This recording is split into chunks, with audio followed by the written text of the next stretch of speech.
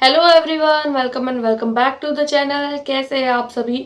आज की वीडियो में हम लोग डिस्कस करने वाले हैं आप लोगों के यूपी में जो एग्जाम हुआ है, यूपी पुलिस का 23, 24, 25 3 दिन आप लोगों के एग्जाम हुए हैं और 30 और 31 को आप लोगों के वापस से एग्जाम है। तो एग्जाम देने के बाद में सबसे पहला क्वेश्चन मार्क स्टूडेंट के माइंड में यही आता है कि इसकी कट ऑफ कितनी रहने वाली है। तो आज की वीडियो में हम लोग डिस्कस करेंगे इसकी एक expected cut off, safe score और एक्सपेक्टेड कट ऑफ बताने से पहले मैं आप लोगों को बता दूं कि ये जो कट ऑफ होने वाली है ये मैं कुछ डाटा या कुछ आंकड़ों के हिसाब से बता सकती हूँ, क्योंकि आप लोगों को पता है कि यूपी में जो पुलिस का एग्जाम है वो पहले 2018 में हुआ, 2019 में हुआ, अब 2024 में आप लोगों को अगेन से देखने को मिला। री एग्जामिनेशन था, इससे पहले आप लोगों का एग्जाम हुआ था बट वो कुछ कारणों से नहीं, उसको सक्सेसफुल नहीं हो पाया और इस एग्जाम को वापस से कंडक्ट कराया जा रहा है। ठीक है, अब 3 दिन ये एग्जाम हो चुका है और 2 दिन आगे और होगा। टोटल 5 दिन में ये एग्जाम है, जिसमें हर एक दिन में आप लोगों को 2-2 शिफ्ट्स में एग्जाम देखने को मिल रहा है। एक शिफ्ट में लगभग 5 लाख के आसपास कैंडिडेट बैठ रहे हैं और टोटल जो कैंडिडेट है वो 50 लाख है। लेकिन अगर हम लोग वैकेंसी की बात करें 2018 की, 2019 की और 2024 की, इन तीनों की नंबर ऑफ वैकेंसीज, ऐसे कैंडिडेट जो पार्टिसिपेट यानी फॉर्म फिल कितने कैंडिडेट्स ने किया था उसकी, साथ ही साथ अगर मैं प्रीवियस कट ऑफ की बात करूं तभी इन सारी चीजों को एनालाइज करते हुए, और जैसा कि हमको पता है कि इस बार जो एग्जाम है वो शिफ्ट्स में हुआ था और जब जब एग्जाम शिफ्ट में होता है तो उस एग्जाम में क्या होता है, नॉर्मलाइजेशन हम लोगों को देखने को मिलता है। अब सबसे बड़ा क्वेश्चन मार्क यही है कि ये नॉर्मलाइजेशन क्या होता है। तो देखिए, नॉर्मलाइजेशन एक ऐसा प्रोसेस होता है जिसके बेसिस पर आप लोगों के मार्क्स बढ़ भी सकते हैं और घट भी सकते हैं। कैसे बढ़ेंगे? देखिए, बढ़ने के चांसेस, मुझे ऐसा लग रहा है कि बढ़ने के चांसेस है। तो क्या रीजन है इसके पीछे कि आप लोगों के मार्क्स बढ़ सकते हैं और क्या रीजन हो सकते हैं आप लोगों की कट ऑफ कम रहने के, वो मैं आप लोगों को बताऊंगी। तो अगर आप लोग मेरे बताए हुए नंबर के बेसिस पर खुद को अगर आप लोग मानते हैं कि हाँ ये एक एक्सपेक्टेड कट ऑफ हो सकती है, तो उसके हिसाब से आप लोग अपने अपने फिजिकल के लिए प्रिपेयर कर सकते हैं। देखिए, फिजिकल के लिए प्रिपरेशन करना अभी से स्टार्ट करेंगे तब जाके आप लोगों के रिजल्ट तक आप लोग फिजिकल के लिए अच्छे से प्रिपेयर कर पाएंगे। तो सब कुछ बताने से पहले मैं आप लोगों को पहले ये बता दूं कि मैंने इस एग्जाम को नहीं दिया है, क्योंकि बाद में जो है वो कैंडिडेट बोलते हैं कि खुद ने एग्जाम दिया है। तो मैं बता दूं, मैंने इस एग्जाम को नहीं दिया है बट मेरे कुछ मित्रों द्वारा इस एग्जाम को दिया गया है। मैंने उनसे बात करी, इस बार का तीनों डेज का 6 शिफ्ट का पेपर देखा। जो पेपर इससे पहले हुआ था, यानी री एग्जामिनेशन है ना ये, तो इससे पहले जो पेपर हुआ था वो एग्जाम का भी पेपर देखा, 2018 वाला पेपर देखा, 2019 वाला पेपर देखा। यूट्यूब पर काफ़ी लोगों के रिव्यू देखे, टेलीग्राम चैनल पर भी काफ़ी लोगों के रिव्यू देखे। इन सारे लोगों के रिव्यू के बेसिस पर मैं आप लोगों के साथ में आज की जो है वो कट ऑफ डिस्कस करने वाली हूँ। सबसे पहले मैं अगर बात करूँ, देखिए मैंने कुछ आंकड़े लिख के रखे हैं। तो 2018 की अगर मैं बात करूँ तो 2018 में टोटल फॉर्म कितने फिल किए गए थे? तो 2018 में फॉर्म फिल किए गए थे 22 लाख के आसपास। ठीक है, 22 लाख के आसपास आप लोगों के फॉर्म फिल किए गए थे। उसके बाद में हम लोग बात करें 2019 की, तो 2019 में फॉर्म फिल किए गए थे 19 लाख के आसपास। और सबसे बड़ी बात कि 2024 में सबसे ज्यादा फॉर्म फिल किए गए हैं वो है 50 लाख। 50 लाख अपने आप में बहुत बड़ा अमाउंट होता है।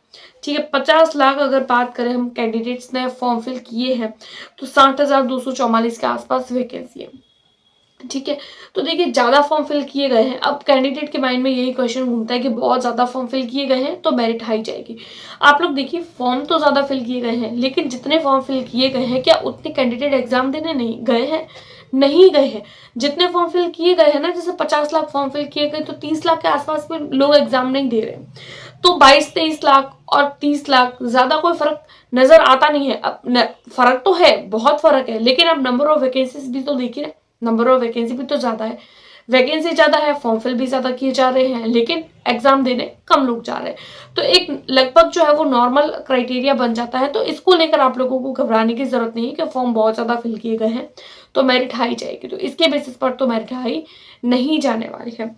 अगर मैं बात करूं 2018 की आप लोगों की जनरल कैटेगरी की जो कट ऑफ थी, तो वो आप लोगों की गई थी 225, बहुत ज्यादा थी कट ऑफ, 225 गई थी। 2019 की बात करूं तो बहुत ज्यादा कम, 225 2018 में, 2019 में 185.35 एग्जैक्ट आंकड़ा है, यही कट ऑफ आप लोगों की गई थी। अब 2024 में कितनी जाएगी उसके बारे में भी हम लोग डिस्कस करेंगे। देखिए, सबसे पहले तो मैं आप लोगों को नॉर्मलाइजेशन के बारे में बता दूं। नॉर्मलाइजेशन क्या होता है?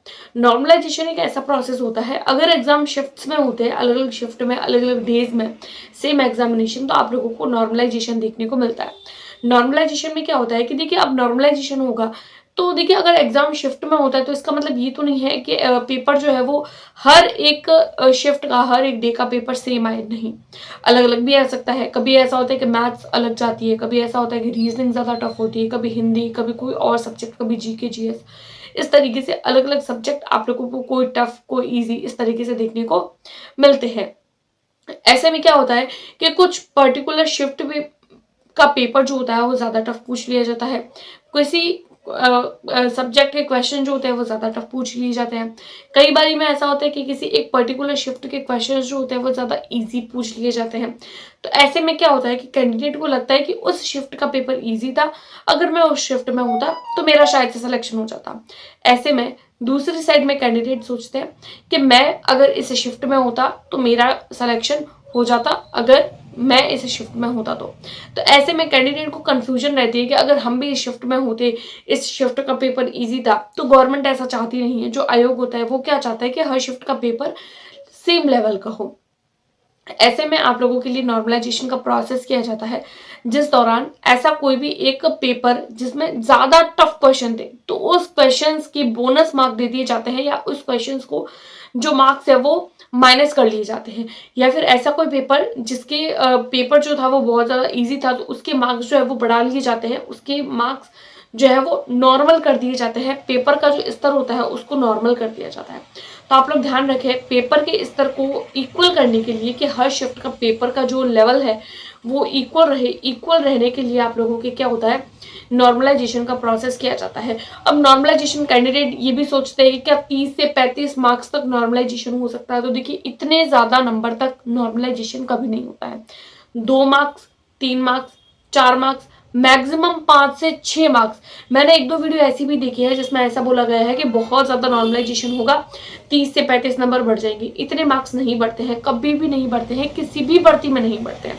ऐसा नहीं है कि सिर्फ इस वैकेंसी में नहीं बढ़ी, नहीं, ये जो मार्क्स होते हैं वो किसी भी नॉर्मलाइजेशन के द्वारा इतने मार्क्स, इतने ज़्यादा मार्क्स होते हैं वो नहीं बढ़ते हैं।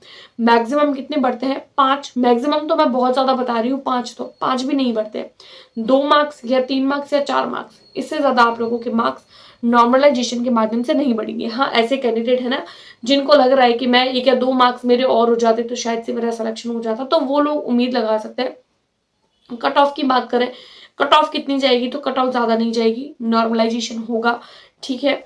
और इस बार की अगर कट ऑफ बात करूँ तो मैंने कल भी एक वीडियो बनाई थी, उसमें भी मैंने बताया था, अगर आप लोगों के मार्क्स बन रहे हैं 190 के आसपास, 190 प्लस 5 कर लीजिए, माइनस 5 कर लीजिए, 190 के अराउंड अगर आप लोगों के मार्क्स बन रहे हैं तो आप लोग खुद को सेफ समझिए। आप लोगों के 100% आप लोगों को अपने फिजिकल के लिए प्रिपरेशन को स्टार्ट कर देना चाहिए 190 तक।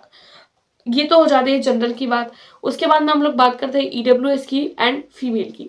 देखिए, ईडब्ल्यूएस और फीमेल, ईडब्ल्यूएस की और ओबीसी की, ईडब्ल्यूएस की और ओबीसी की, फीमेल की बाद में बात करेंगे। ईडब्ल्यूएस और ओबीसी इन दोनों की इक्वल जाएगी, कोई ज़्यादा डिफरेंसेस नज़र नहीं आते। अगर 190 तक जनरल की जाती है तो ईडब्ल्यूएस और ओबीसी इन दोनों की 185 तक जा सकती है, 1 माइनस मार्किंग करने के बाद में। उसके बाद में हम लोग बात करें एससी कैटेगरी की, तो एससी कैटेगरी में लगभग आप लोगों की जा सकती है 170, और एसटी कैटेगरी की बात करें तो 150। इससे ज़्यादा आप लोगों की कट ऑफ जाएगी नहीं, ठीक है। तो अगर आप लोग इस क्राइटेरिया के अंदर आ रहे हैं तो आप लोग अपने फिजिकल के लिए तैयारी स्टार्ट कर लीजिए। अब हम लोग बात कर लेते हैं फीमेल की। तो देखिए, जो कट ऑफ मैंने मेल की बताई है उसके अंदर आप -7 से -10 तक मार्क कर लीजिए, -10 ही कर लीजिए, महिलाओं की ज़्यादा नहीं जाती है। जैसे जनरल की मैंने बताई, मेल की 190 के आसपास, तो 180 के आसपास आप फीमेल की समझ सकते हैं। ईडब्ल्यूएस और ओबीसी की 185 बताई है, तो फीमेल की 175 तक आप लोग समझ सकते हैं। एससी कैटेगरी में 170 बताई है, तो फीमेल की 160। एसटी कैटेगरी की 150 बताई है, तो 150 के अराउंड ही जाएगी या इससे कुछ एक मार्क्स कम जा सकती है, बाकी ज़्यादा हम कुछ कह नहीं सकते। तो ये एक एक्सपेक्टेड कट ऑफ है। सेफ स्कोर आप लोग अगर समझ सकते हैं, अगर ये आप लोगों के आ रहे हैं इतने, तो आप लोगों को फिजिकल के लिए अपनी प्रिपरेशन को स्टार्ट कर देना चाहिए। क्योंकि कई बार कैंडिडेट क्या करते हैं, अपने जो है वो फाइनल आंसर की का रिजल्ट का वेट करते हैं और रिजल्ट उतना नहीं आ पाता है, या कई बार अच्छा भी आ जाता है और फिजिकल के लिए वो तैयारी नहीं करते, तो फिजिकल में वो लोग रह जाते हैं। तो अगर आप लोगों को लग रहा है, मैंने जो कट ऑफ बताई है वो एक्सपेक्टेड है और वो ज़्यादा ही है, मेरे बताई हुई कट ऑफ ज़्यादा ही है, इससे तो कम जाएगी, लेकिन फिर भी आप लोग अपना कुछ मार्क्स ज़्यादा लेकर समझिए कि हाँ इतनी जा सकती है।